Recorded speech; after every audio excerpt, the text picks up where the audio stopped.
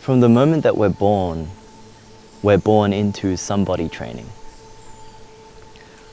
We're training to become somebody going somewhere, and we're told by our friends, by our family, by our world culture, that if we just become enough of a somebody, then we'll be happy.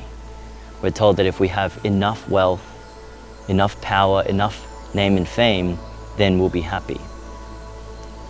But you only have to look at the droves of celebrities and pop stars who seem to have it all, and yet are still unhappy, to intuit that this dream that we've been sold is a lie.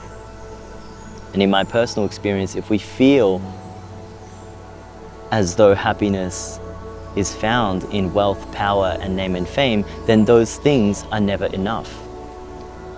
You always need more power, more wealth. And as a result, we become trapped. And we become trapped by the very thing which has been sold to us as our freedom. And so, for those of us that have intuited this lie, we might turn towards spirituality. And the spiritual path is one which goes backwards. Instead of somebody going somewhere, we become nobody going nowhere. In other words, we go back inwards through the layers of ourself until we arrive at our essential, irreducible self. We take off the faces that we wear until we arrive at our true face. As Meister Eckhart would say, discovering the ground of our soul, or abiding as pure being. And the good news is that this ground of our soul,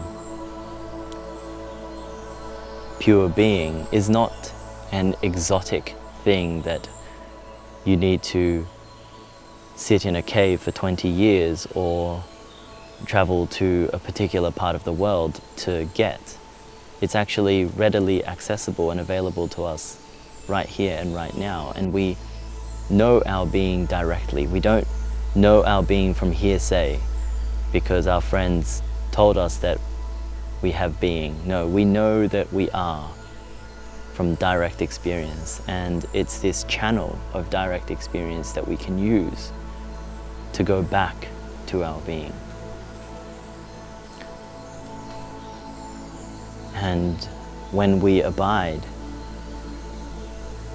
as pure being, being nobody going nowhere,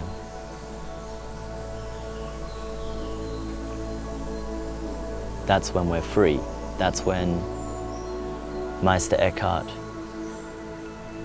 would say that we're poor in spirit. Because being poor in spirit is to become nobody, it's to know nothing and to be nothing.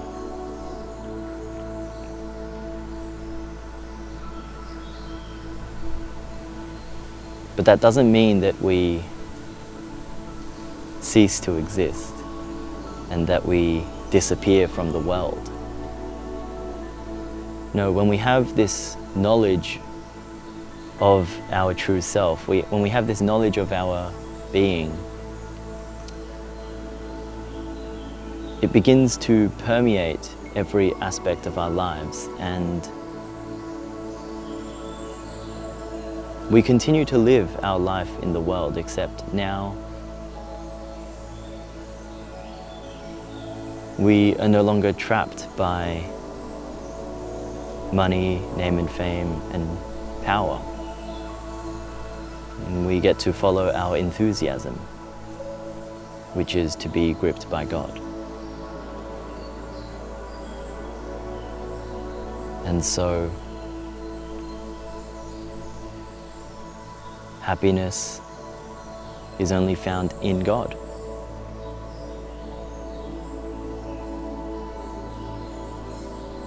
And God is not hard to find. You just have to want it.